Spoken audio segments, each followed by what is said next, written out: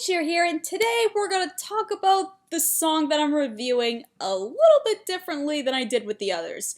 And no, I'm not going to do with what I did with Old Town Road, where I basically just rambled about possibly nothing. For starters, I want to talk about something called charity songs. I think you know what those are. There comes a time when we heed a certain call. Anyone who is a music fan or who grew up in the 80s at least remembers We Are the World, the very famous song for raising money for Africa. Almost every pop singer from the 80s to maybe the past that you can think of flocked to this project. And who wouldn't? You had stars like Lionel Richie, Diana Ross, Cyndi Lauper, Kenny Rogers, Stevie Wonder, and of course, We are the children. We are the ones who make a brighter day. So let's start giving. I was actually introduced to this song when all of the music channels on TV were doing Michael Jackson tributes after the man died. I just passed the 7th grade. Anyway, the 80s were actually a really good decade for charity songs, especially after the 60s and 70s when people realized things were going to pot and will be worse if we don't do anything to stop the worst from happening. And in the 80s, people actually got involved. Do you remember the Live Aid scene from Bohemian Rhapsody? If it wasn't for Queen, Live Aid of 1985 would never have been the monster house of a concert as it was. And if you're thinking about what I just said, charity songs are not exactly about the cause itself, but the singers and bands attached to the cause. For fans, if their favorite artists believe in something, that cause must be important, because artists are basically honest politicians. Almost. And most of the time, the appeal of the song comes from the appeal of the artist. Would that affect how good the song is, really? I can't really focus based on that, because it depends on the person whether the song is bad is reviewed based on artist. What about lyrics? Lyrics don't really matter in the song because they're not exactly, or most of the songs in general are not lyrically driven or even about the cause, so I wouldn't dive too much into that either based on what the lyrics are about. My critiquing is going to come from the creator's intentions and the sincerity for both the cause and the product within itself. With that being said, here we go to Little Dicky. If you guys remember my Worst Songs of 2018 video, I ripped his charting collab with Chris Brown to shreds as the worst song of that year. I still stick to my points on that, but researching for this review made me realize a few things about Dicky. For starters, he's not funny in the slightest. I'm not saying that every comedian has to be the next Robin Williams, George Carlin, John Mulaney, Gabriel Iglesias, Roseanne Barr, Wanda Sykes, or Russell Peters or anything, but at least those comedians always had new material to make the audience laugh. They told different stories about their lives and experiences without overdoing what makes them funny from the start, and they are comedic heroes because of it. Dicky only has one joke, and he loves to exploit it. Okay, I might have lied just a little bit. He has a couple of jokes, but those are the jokes that he loves to exploit, and he has literally nothing else to offer. For one, he loves to talk about how small his dick is, just for the laughs. For a second, he loves to talk about him being poor and Jewish, though the poor part really has been thrown out the window at this point because after Freaky Friday, how the heck can you talk about being a poor Jewish guy? And lastly, he loves to make fun of himself just to look stupid, just to hide the fact that in real life he is extremely stupid. Maybe I'm wrong about that part, because Dicky used to be a marketer before he decided to go into music. So when it comes to making his music videos and getting artists to feature in his work, He knows how to do that. We don't know how he does it, but it definitely works. And I'm just gonna say this right now, Lil Dicky is not trying to be Vanilla Ice, Snow, or House of Pain, and we all know for a damn fact that he's not going to be the latest Eminem ripoff like Nash or G-Eazy. Those artists are way too serious for their own goods as white rappers in a clearly black-dominated genre. No. Little Dicky wants to be the next Bo Burnham. How many single ladies out there looking for love tonight? Yeah, woo that sadness out. For those of you who have been living under a rock, Bo Burnham is a musical comedian who got his start on YouTube and recently has entered into the public consciousness. Recently meaning a couple years ago. Basically, he tours like John Mulaney. The bread of bread is bread. But he performs songs like Flight of the Conchords without the television. Look around the room, I can tell that you are the most beautiful girl in the room. And he's downright hilarious. But let me tell you something right now. Writing comedy music is hard. Now, don't get me wrong. We have How to Succeed in Business Without Really Trying and the producers to thank for comedy musicals we know and love today. But don't be fooled by believing anyone could write or perform songs like these on a regular basis. It takes true talent to make these funny and to try to not make yourself laugh while singing them. Also, it takes real talent to keep these to be funny. Because for movies, it's always going to be funny because it's always going to be the same routine. But for musicals that people are seeing for the first time, possibly, or second time on the stage, it has to feel like a brand new experience each time. So what Bo Burnham does for a living is talent that we only get to see once or twice in a lifetime. And I know what you're thinking right now. But Cait, Dicky is a rapper. This is not in the same field. Well, technically it is, because as much as I hate to admit it, rap is still music. It has flow. Plus, Lin-Manuel Miranda made this happen with Hamilton, so we have him to thank for that. Also, most good rap songs are message songs, standing up for good causes in the most raw manner. In regards to charity, this should be a win-win situation. There's just one teeny tiny problem in regards to that, and I can't remember if I mentioned it before. Little Dicky is a moron!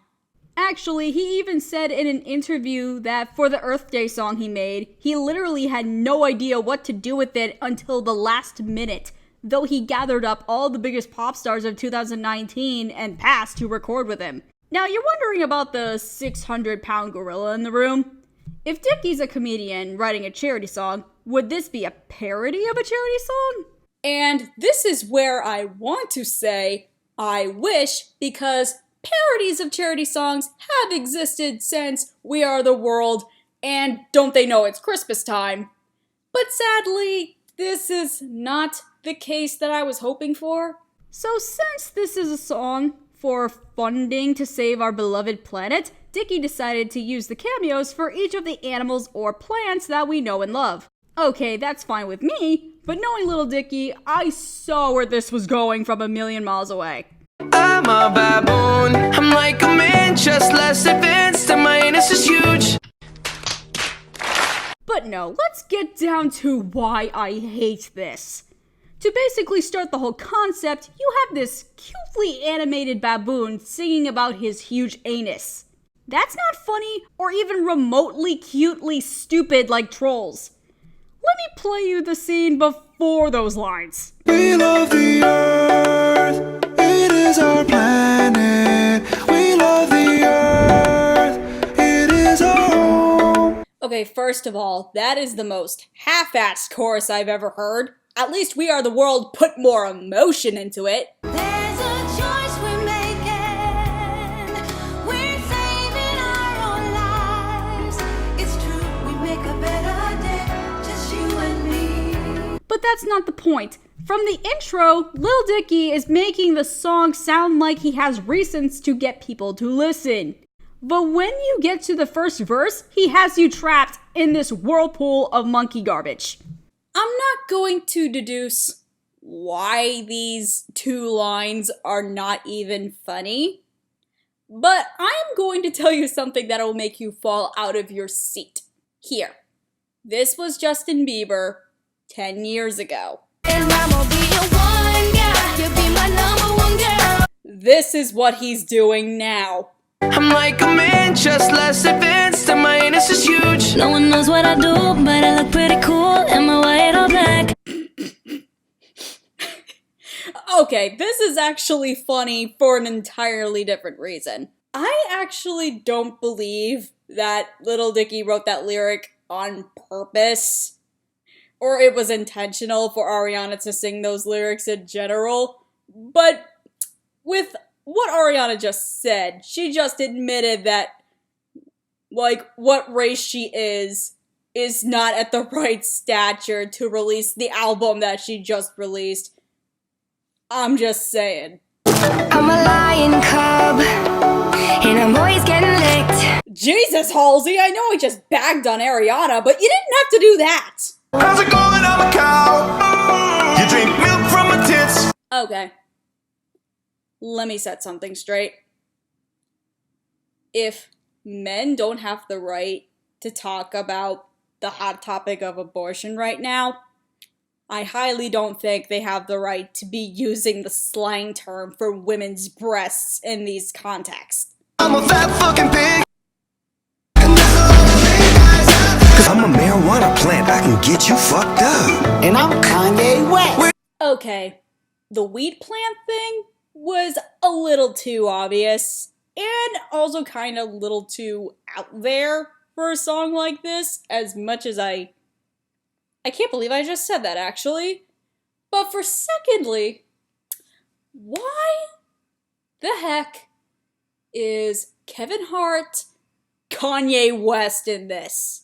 Okay, from what I'm reading about this song in particular, it's that Dicky wanted Kanye West to actually voice that line itself, would actually make a lot more sense, because Kanye West is the most interesting man in the world. Yeah, Dicky, you keep telling yourself that. However, I think the reason Kanye West decided not to do it after all, whether Dicky could manage to get Kanye West or not, was either Kanye didn't want to degrade himself any further after the monstrosity that was 2018, or his wife just flat out said to Dicky no, because she doesn't want her husband to embarrass her any further. Which I think the second reason would make a lot more sense to me. We are the vultures, feet on the dead. Okay, I've listened to other reviewers talk about this song in general, but none of them mentioned this somewhat genius lyric, because yes, Adam Levine is like the vulture that's feeding on people's souls and wallets for their leftovers known as their cruddy pop music now. We're just some rhinos, funny as heck. No, Sean, why? I'm just a giraffe once with a snake. Because they need it to survive. Duh. At least David Schwimmer was a lot more creative than this. I found another brown spot on my shoulder, right here. See, right there. You see? Melman, you know it's all in your head. Also, have you ever seen Giraffe's neck before?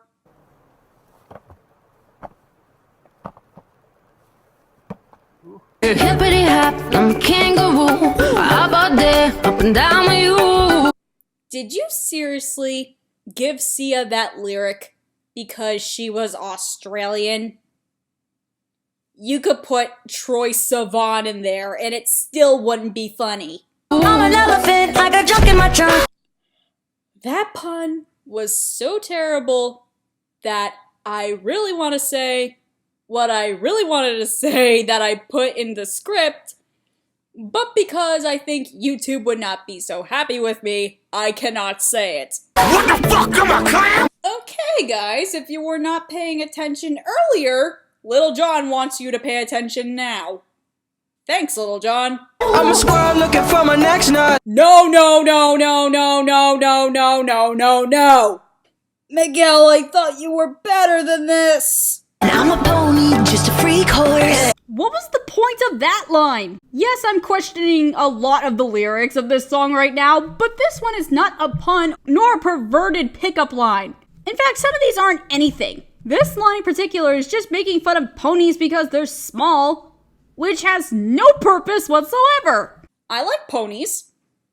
I don't think there's anything wrong with ponies.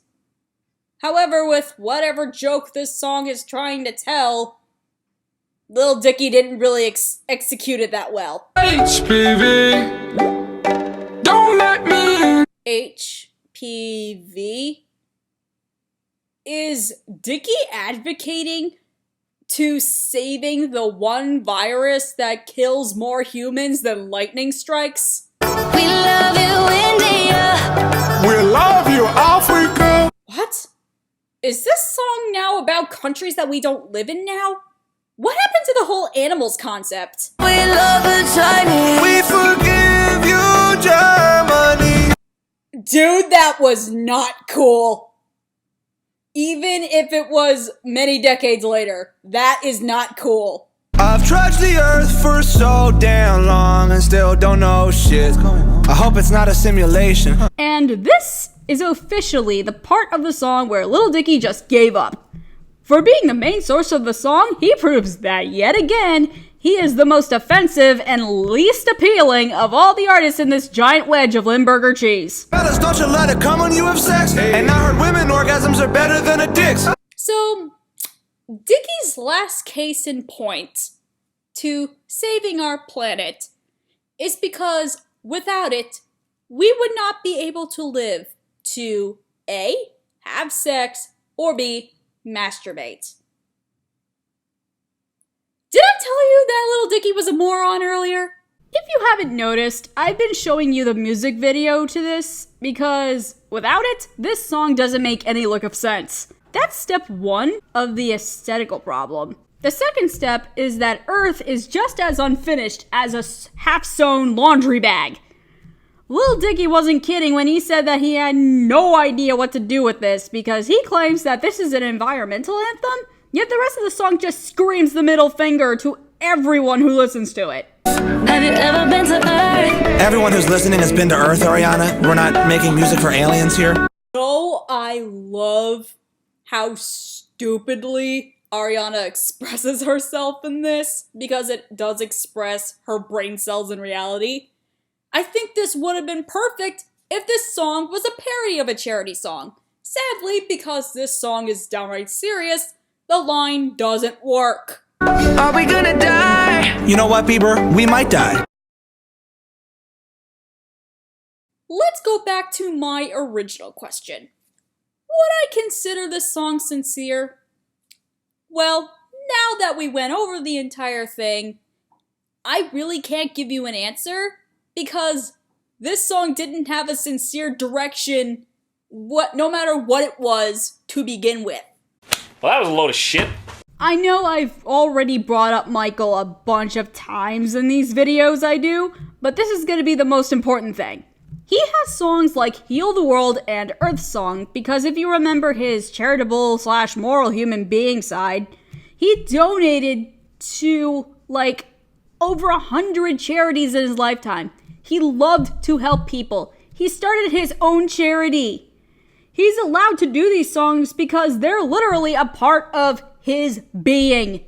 Money doesn't matter to him when it comes to these songs just as long as the money went to the right place.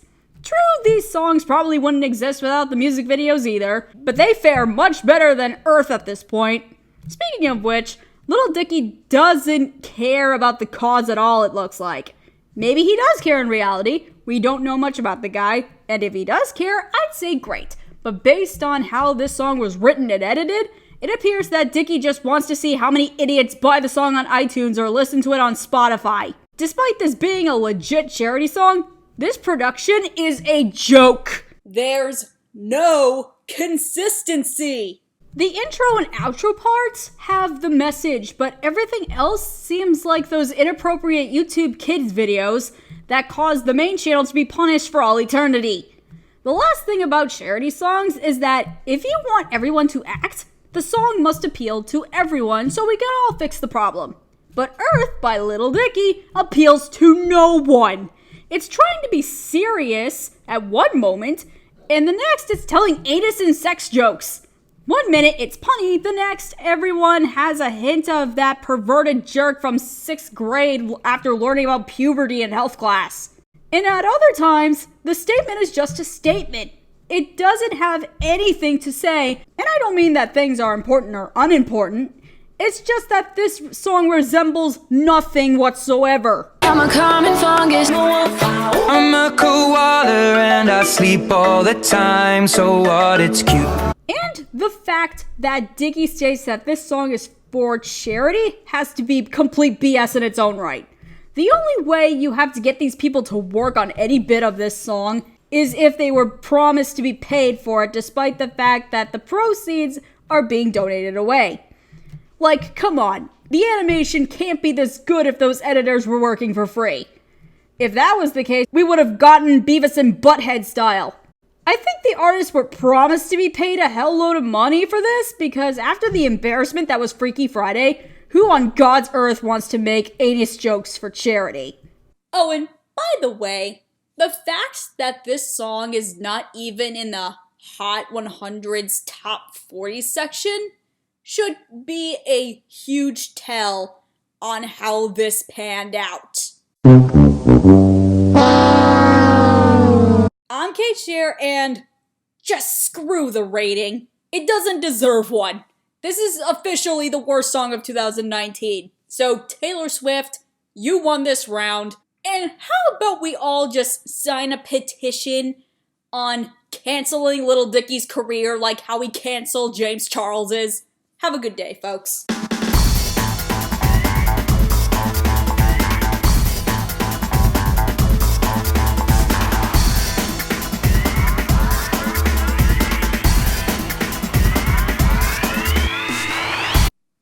Oh, and by the way, Dicky, nice way to kiss Leonardo DiCaprio's ass. This might be my favorite song ever. It's awesome. Wow. Thanks, Leo.